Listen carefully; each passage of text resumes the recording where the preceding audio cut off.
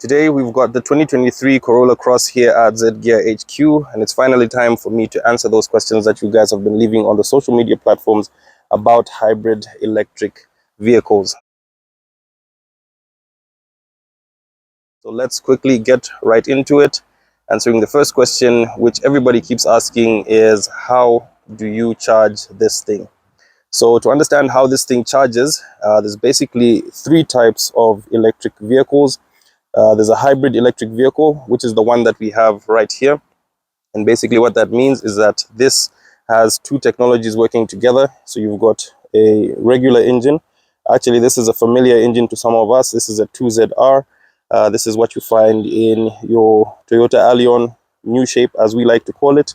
So this is the same 2ZR engine that you get in a Toyota Allion. But alongside that, you've got an electric motor that sits somewhere in the back there. And this, the normal gearbox that you would find on this side, has been replaced with this module here that works as the gearbox, to turn on the engine and also just manage where the power is flowing coming from the electric motor. So you've got your engine on this side, and you've got an electric motor and a battery that's at the back under the passenger seat on this car. And basically what happens is whenever your car detects that your battery is going low as you are driving, then it turns on the engine and it's able to charge that battery. But then also it has what is called regenerative braking.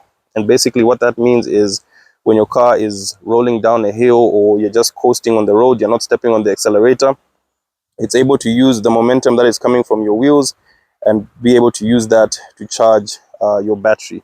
So on a hybrid vehicle, all the charging happens on board through the engine and what is called regenerative braking. And then you've got what is called a plug-in hybrid. Now, a plug-in hybrid is sort of similar to what we have right here. So this car has a battery, an electric motor, and the engine.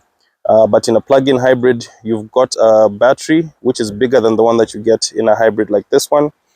But with a plug-in hybrid, you get the option to charge the battery through an electric charging station, like the one that we have in the Foxdale area here in Lusaka, or you can use the charge pack that will normally come with the car. So for your plug-in hybrid, you get that option of charging externally, but with the hybrid vehicle, you only have the regenerative braking and the engine to depend on to charge your car. And then the final type is an electric car. This is a fully electric car that only has a battery. It doesn't have the two technologies working together like you have on the hybrid and the plug-in hybrid. On electric cars, if your battery dies, then you have no power. And obviously to charge it, you need to either go to a charging station or use the charger that is made available at your home. Now that we know with hybrid vehicles, you don't have to worry about charging. The system automatically works itself out to just know that if the battery is running low, the engine turns on and it charges the battery. And also it uses the regenerative braking to charge the battery. So there's no point at which you need to plug this thing into your power outlet, which is probably not working because you haven't had Zesco for 2-3 days. We don't even know what time power is coming and going these days. So you don't have to worry about that when you buy a hybrid vehicle like this one. Another big question you guys were asking was how long can this car go running just on the battery alone? So as you can see on the system inside, it shows you actively what it's doing, running on battery or when the engine is on and running the car. And it shows this through the different colors. When it's charging the battery, you will see the colors go green, and it will have arrows as well pointing that the power is going to the battery. Then you get this light yellow color that's coming from the battery, showing that it's now running on an electric motor only. And then the red shows you that your engine is running and it will either be sending power back to the battery. You can see that through the arrows, or it is sending the power directly to the wheels. So to test just how long it can go on the battery alone, I took this thing out to New Kasama. So I've got half battery. Let's see if I can get it here on the screen.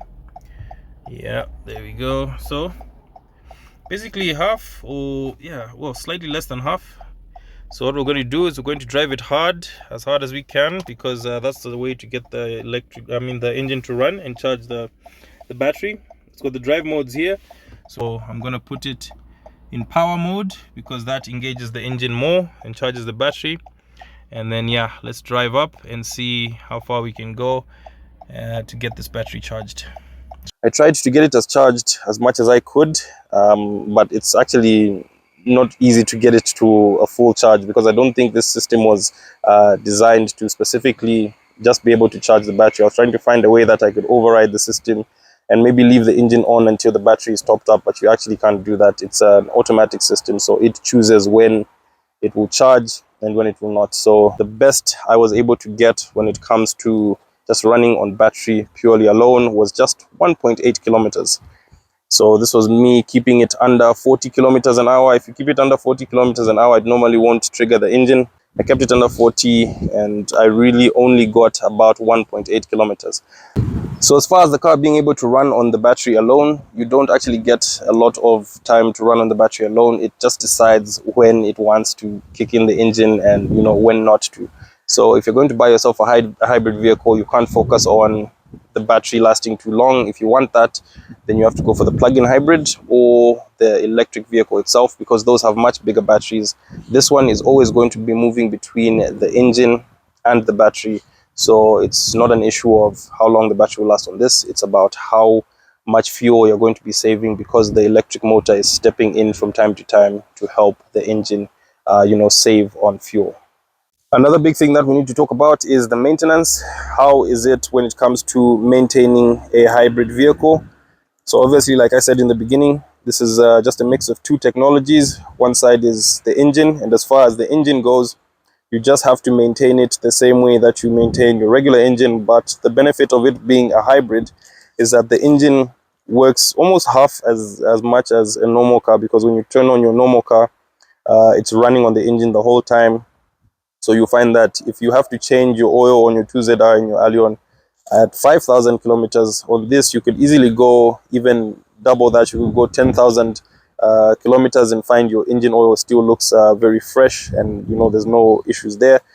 And yeah, it's all the same stuff. You've got your oil dipstick there to check your oil. You've got a coolant reservoir there, and it also has an air filter. All the stuff is pretty much the same as a normal engine. And as far as the hybrid system, it runs on a CVT gearbox. And as far as the maintenance there, yes, you will have to change oils at some point, your gearbox oil, but that's just a regular service. You drain it, top it up with the right oil, everything will be okay. And it has its own cooling system, because obviously, even though it's an electric system, there is some heat generated between parts moving in there and all that electric high voltage electric current going in there. But as far as maintenance, same price that you would pay to service your Allion, same oil filter, same obviously slightly different air filter, but pricing will be the same. Same fluids will go into this side, and then on this side you rarely have to change the gearbox oil, and obviously top up some coolant from time to time. Otherwise, the system is all the same. And then on the battery side of things, this car has an 8-year warranty on the battery, and I've seen that the average lifespan of the batteries is about 10 to 15 years, depending on the usage. But on average, the batteries in these cars last very long and don't even require like a regular maintenance. And if you have to change the battery, it's not rocket science. At the end of the day, you're dealing with high voltage, but any mechanic who can break down and rebuild an engine is able to replace a battery inside a hybrid vehicle. So it's not as complicated as people think that it is. It's actually far easier to change a battery in a hybrid vehicle than it is to rebuild an entire engine. So as far as maintenance, don't be worried that you won't have access to mechanics that can be able to replace your hybrid battery. So let's end this video by talking about the cost and whether or not it is actually worth it to get a hybrid model. At the end of the day, if you have $48,000 to spend on a car that is going to save you a lot of money on fuel, the most money on fuel, I would go ahead and get something like this. Toyota has been doing this for many years. They make some of the most reliable hybrid cars.